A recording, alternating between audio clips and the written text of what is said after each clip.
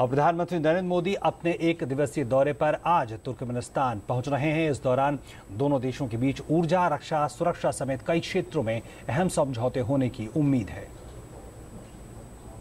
रूस में ब्रिक्स और एससीओ सम्मेलन में भाग लेने के बाद प्रधानमंत्री नरेंद्र मोदी शुक्रवार को तुर्कमेनिस्तान की राजधानी अशगाबाद पहुंचेंगे।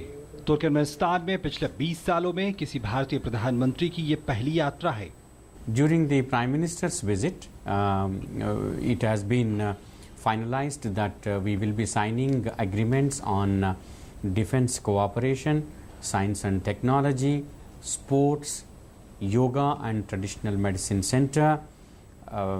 We have cooperation between the Foreign Service Institute and the International Relations Institute of Turkmenistan.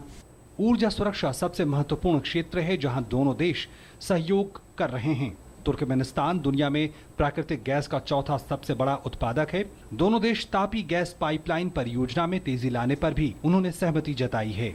It is a trans-regional project. It is supposed to carry not only natural gas but also spread peace and prosperity in Afghanistan and Pakistan along its route.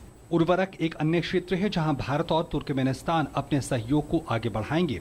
इस क्षेत्र में दोनों देशों के बीच कई महत्वपूर्ण समझौतों पर हस्ताक्षर किए जाएंगे।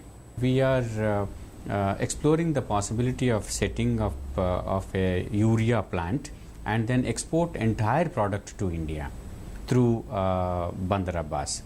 And the connectivity is also good because of the reason that recently Kazakhstan, Turkmenistan, Iran railway line was inaugurated, and this provides for us another link to reach to Eurasia. विश्व इस समय आतंकवाद की चुनौती का सामना कर रहा है। प्रधानमंत्री नरेंद्र मोदी विभिन्न अंतर्राष्ट्रीय मंचों पर इस मुद्दे को उठाते रहे हैं। तुर्कमेनिस्तान इस मुद्दे पर भारत की चिंताओं को साझा करता है। भारत और तुर्कमेनिस्तान आतंकवाद के खिलाफ लड़ाई और रक्षा सहयोग से जुड़े महत्वपूर्ण समझौतों पर हस्ताक्षर कर सकते हैं। In their resolve to maintain peace and prosperity of their own country, they have requested India for the training in counter-terrorism, which we have agreed and which will be taking place during this agreement.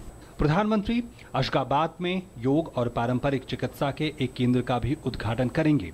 Madhya Asia के बाकी देशों की तरह यहाँ भी लोग भारतीय संस्कृति से काफी लगाव रखते हैं। We expect by signing of this agreement on yoga and traditional medicine center, further strengthening cooperation in these areas and popularize yoga and then traditional medicine for the health of people of Turkmenistan.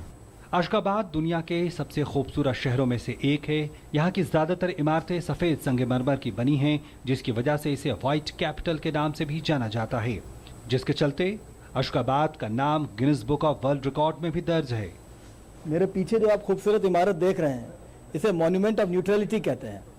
इसे Turkmenistan को permanent neutral देश घोषित किए जाने के बाद बनाया गया है। तुर्कमेनिस्तान दुनिया का एकमात्र देश है जिसे संयुक्त राष्ट्र संघ ने परमानेंट न्यूट्रल देश घोषित किया है और तुर्कमेनिस्तान को अपनी इस पॉलिसी पर बहुत गर्व है।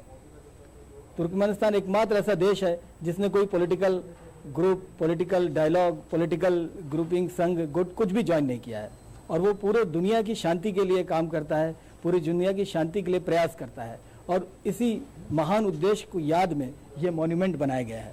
प्रधानमंत्री का ये दौरा दोनों देशों के पारंपरिक दोस्ताना संबंधों को और आगे ले जाने वाला साबित हो सकता है। अशगाबाद से प्रकाश पंत की रिपोर्ट, डीडी न्यूज।